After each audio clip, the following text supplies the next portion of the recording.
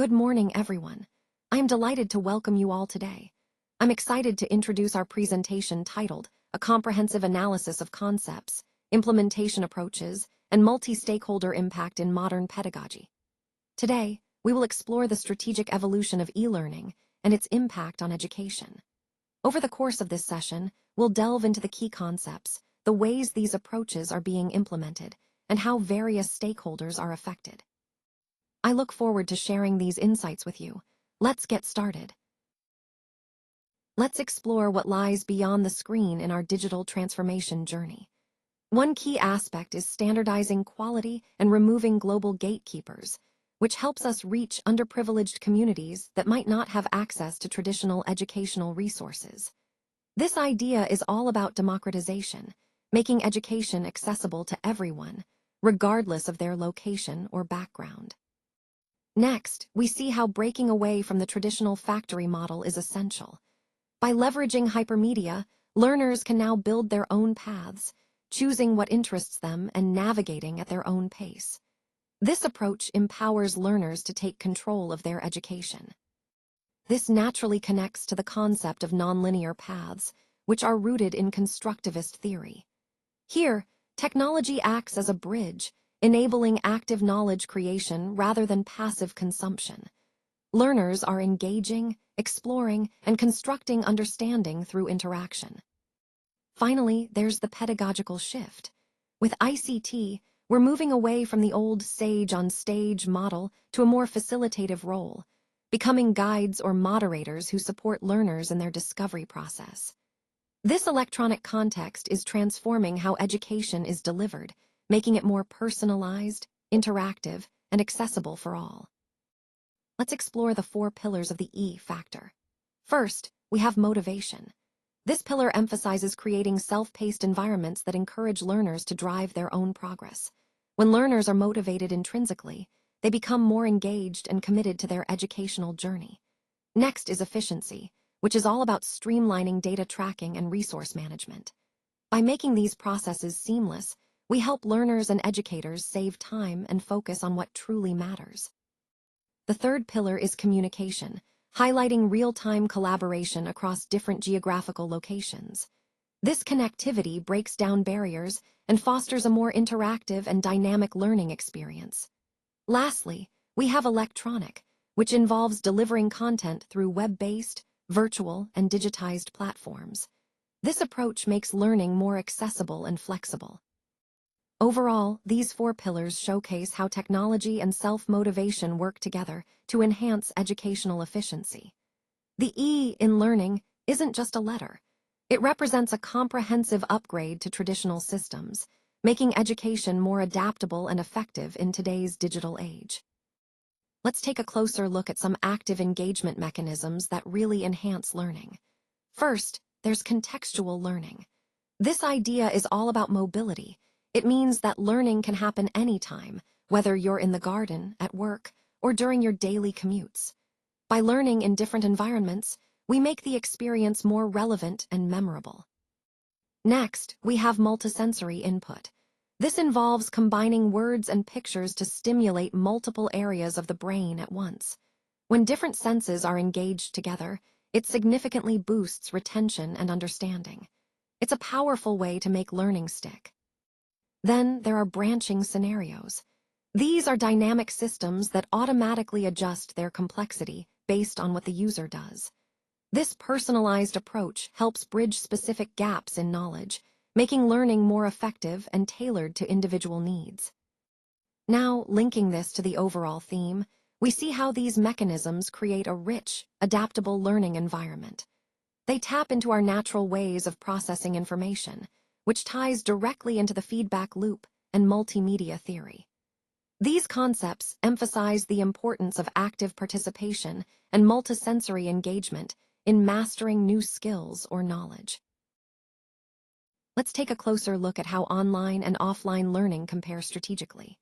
Starting with packing and control, online learning is typically self-paced, meaning learners can go as fast or as slow as they need, and the experience can adapt to their individual speed.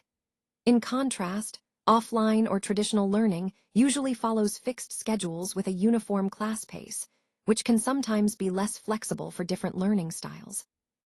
Moving on to social dynamics, online platforms facilitate digital collaboration, allowing learners to connect across distances, but this can sometimes lead to feelings of isolation if not managed well. Offline learning, on the other hand, offers face-to-face interaction, fostering a more immediate social environment, though it can also promote high peer competition depending on the context.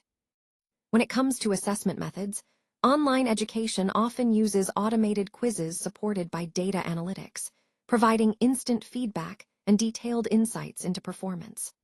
Offline assessments tend to rely on manual monitoring and behavioral analysis, which can be more subjective but also more nuanced in certain situations. Finally, resource access differs significantly. Online learners have access to global digital libraries and real-time updates, making resources more abundant and current. Offline learning relies on physical texts and the presence of teachers, which can sometimes limit immediate access to the latest materials. Overall, understanding these strategic differences helps us see how each mode offers unique advantages and challenges, and choosing the right approach depends on the specific needs and goals of learners and educators alike. Now, let's explore how we've evolved from offline bridging to mobile microlearning. When we talk about core implementation approaches, what we're really focusing on are the strategies that make this transition effective and engaging.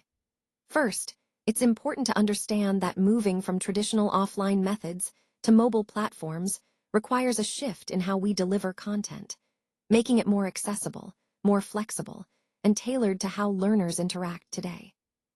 Key points include designing solutions that work seamlessly across various devices, ensuring content is bite-sized and easily digestible, what we call microlearning.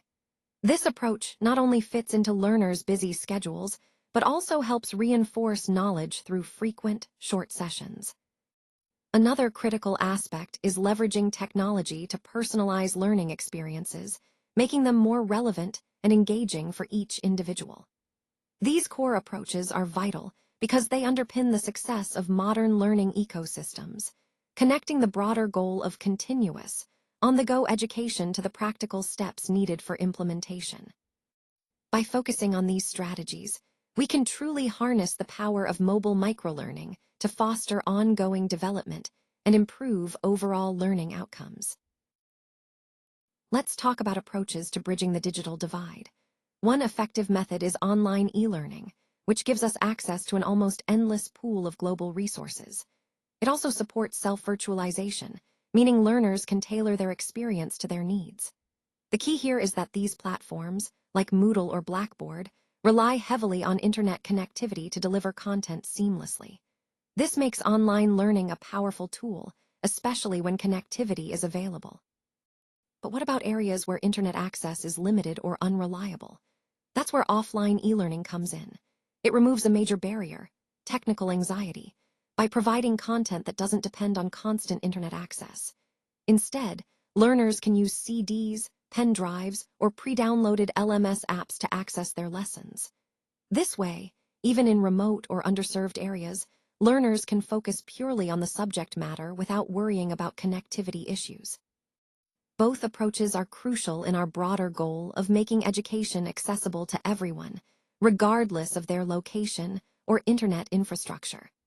They complement each other, ensuring we can reach learners wherever they are and support their educational journeys effectively. Let's take a closer look at mobile learning, or M-learning. The key idea here is portability. You can learn anywhere, anytime. It's about fitting microdoses of learning into what we often think of as dead time, like during your commute or waiting in line. This happens through podcasts or tailored apps like Duolingo, which make learning flexible and convenient. Now, moving to blended learning, which I like to think of as the strategic flipped classroom. In this model, students study the theoretical parts online at their own pace, so they come to class prepared.